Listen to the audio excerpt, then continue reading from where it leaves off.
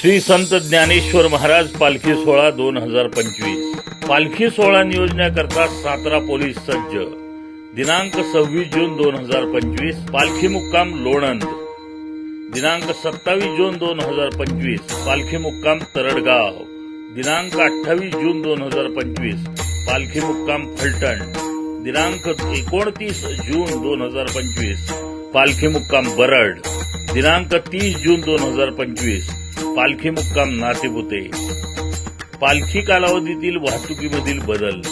दिनांक 25 जून ते 29 जून पर्यंत फलटण येथून लोणंद, नीरा व पुणेकडे जाणारी वाहतूक बंद करण्यात येऊन बारामती किंवा वाठार स्टेशन येथून शिरगाव घाटातील मार्गातून सदरची वाहतूक वळवण्यात आलेली आहे। दिनांक 25 ते 28 जून पर्यंत आदरकी फाटा येथून लोणंदकडे येणारी पालखी सोहळ्यातील वाहनांव्यतिरिक्त इतर वाहतूक बंद करण्यात आलेली आहे।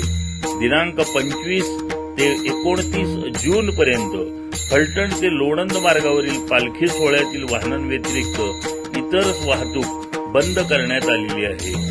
दिनांक 25 जून ते 30 जून पर्यंत लोणंद येथून फलटणकडे जाणारी वाहतूक आदरकी मार्गे फलटणकडे वळवण्यात आलेली आहे। दिनांक 28 जून ते 30 जून पर्यंत नातेपुतेकडून फलटण मार्गे साताराकडे जाणारी वाहतूक शिंगणापूर तिकाटणे मार्गे दहिवडी सातारा अशी वळवण्यात आलेली आहे।